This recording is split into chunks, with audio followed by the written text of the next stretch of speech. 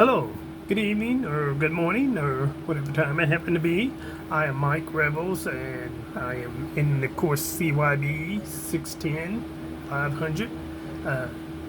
Professor Lori Farr is the instructor, and this is my first hack, part 2. Alright, so let's get into it. Now, in doing the first hack, now in this assignment I followed that design video to gain access from my Kali machine into the Coapex 1 VM, and that happened by using the Sambo 2.2.1a. I started by running my nmap command upon IP address, then ms console, and it got me to MSF6 less than, as you can see here. Alright, then I used the auxiliary scanner SMB version. Then I set short rhurst to the targeted IP address 192.68.56.0. After setting the target, I ran it. From this outcome, I was able to determine the version of Sambo and Googled it. And this is the screenshot. Okay, then let me get you in a little closer here. Alright, this is the exploit database.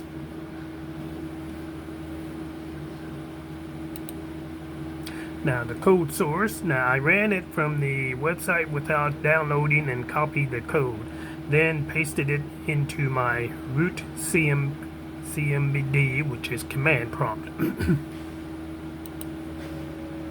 Then I divided my command horizontal and ran it VI10C. Then clicked Shift Control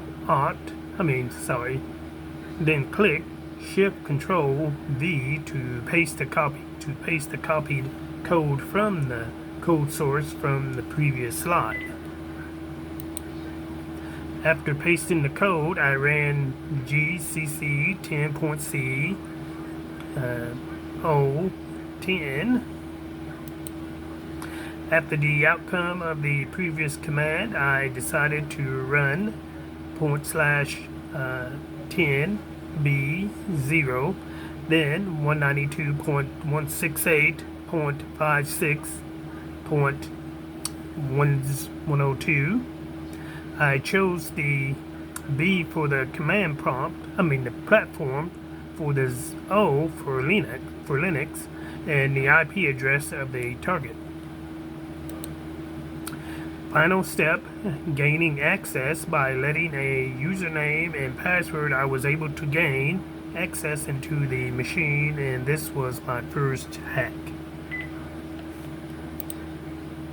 Now, mitigation strategy and technique. Now, for that, a little bit. Alright, for mitigation strategy and technique, protected system is a process that includes... Okay, sorry about that, had some technical issue, but now got it straight.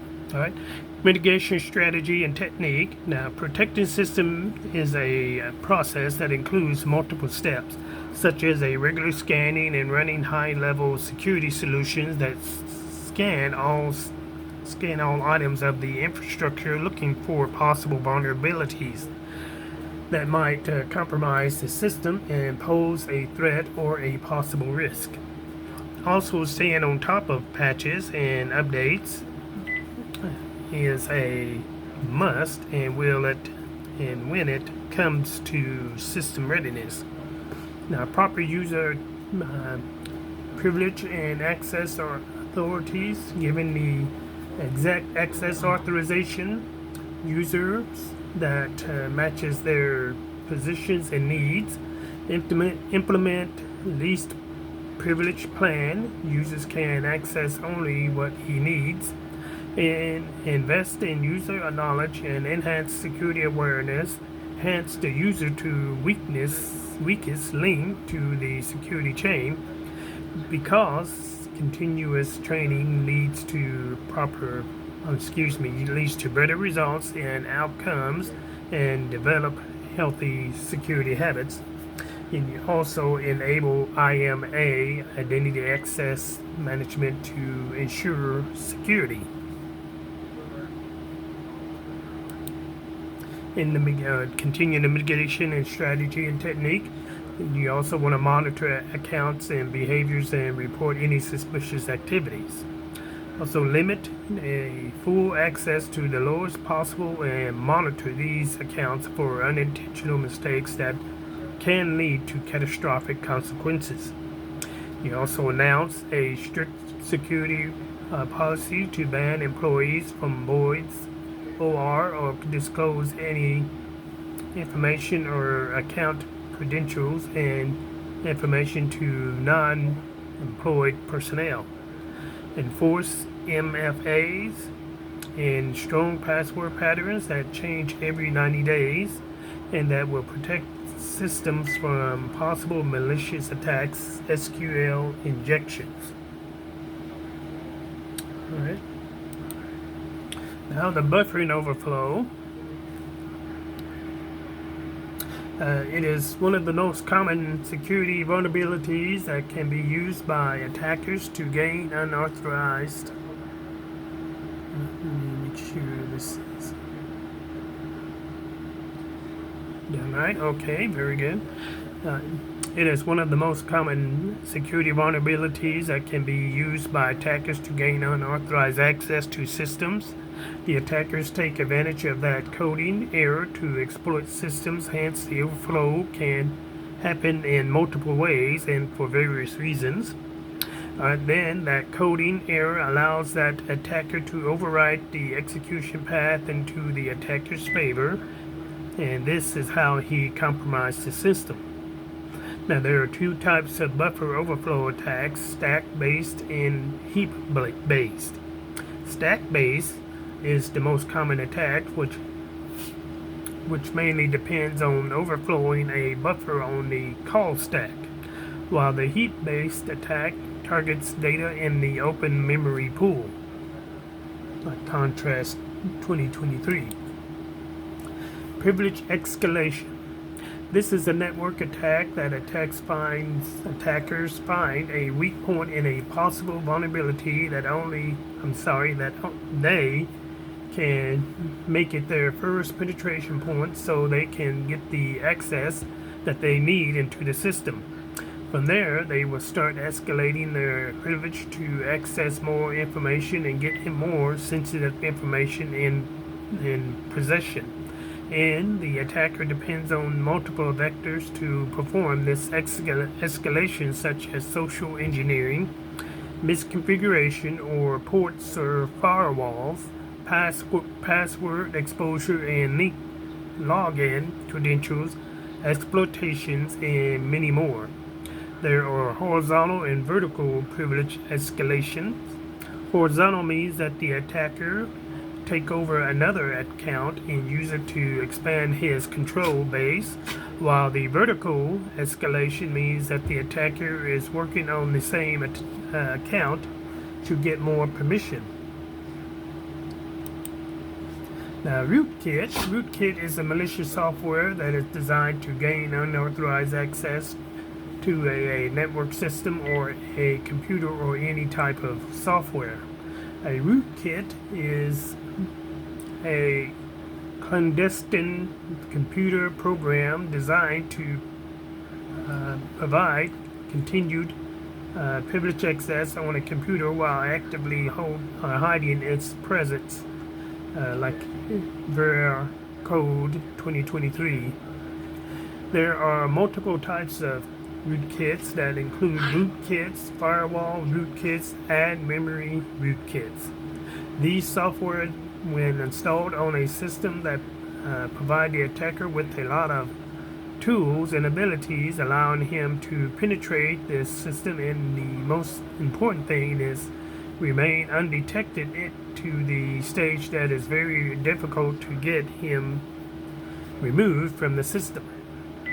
Each type of these rootkits depends on a file or characteristic that supports it. So firmware rootkits mainly depends on the system firmware, while bootkits mainly depends on the master boot record within the bootable hard drive. And the memory rootkits can be loaded into computer memory, RAM, random access memory. Okay, man.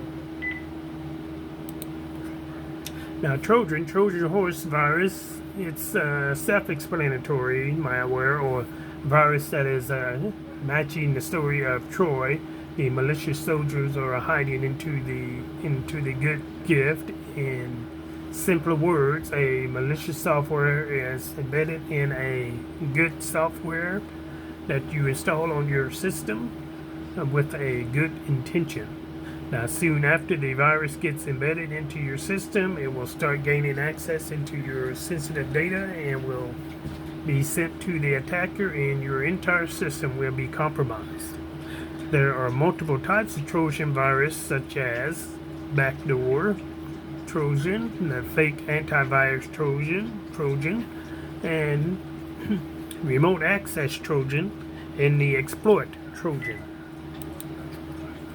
Backdoor, in general life, the term backdoor refers to a hidden door at the back that is easy to access without being seen. In cybersecurity, the terminology is similar to the actual life, which is a gate or any method of access that can be granted to authorized and non-authorized users. In simpler words, they can get around the security measures that we have to gain high level of access, or it's known as the root access. Having this type of access, we enable the attacker or the system operator to get to the top of the pyramid of the sensitive data.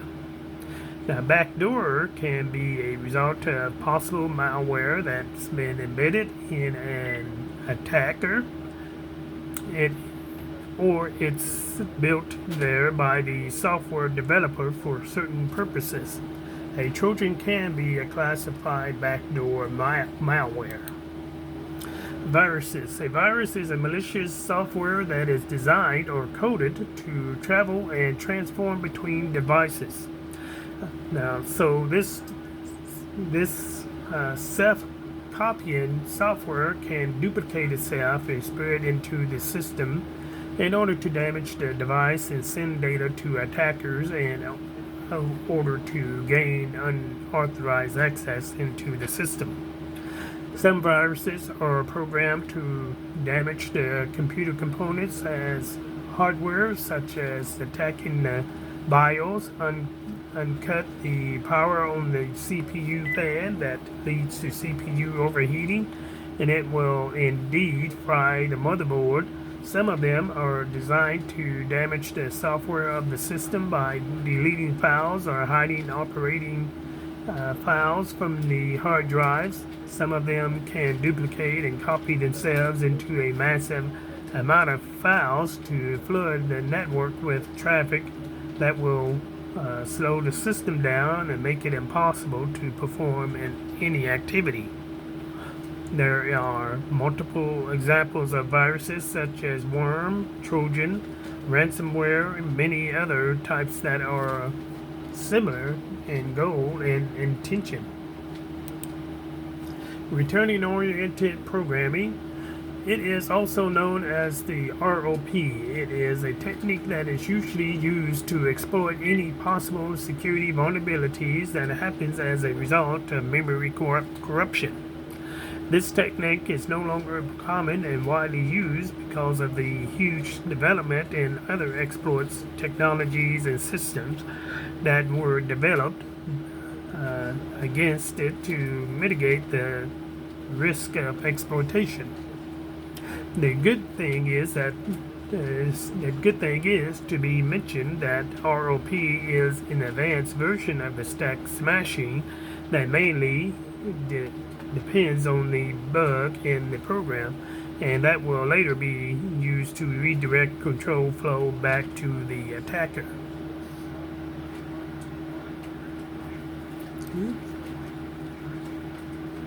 Okay. Common social engineering attacks. Phishing. It is one of the most common social engineering attacks that mainly aims to obtain personal information and credentials such as name, address, SSN. Honey traps is that attack when the attacker pretends to be emotionally or sexually interested in the target of the attack and lures them into a viral relationship. Then the attacker will gradually attack the victim for personal information or credentials, or record unpopular images or videos to use them later on to ask for a huge amount of money to keep him off the web. Pretexting is a preset social engineering attack by fabricating a case scenario that they can use to obtain somebody's personal information by sending a scam asking for specific information to confirm identity, and it will trigger as soon as the victim complies with their request, and this is exactly what is known as identity theft. Okay, and you see the references there, the Corpido et al. 2022, Livingston Z 2022, and Vera Code No Date and Rootkit. Alright, thank you very much, and hope this was very helpful and informative.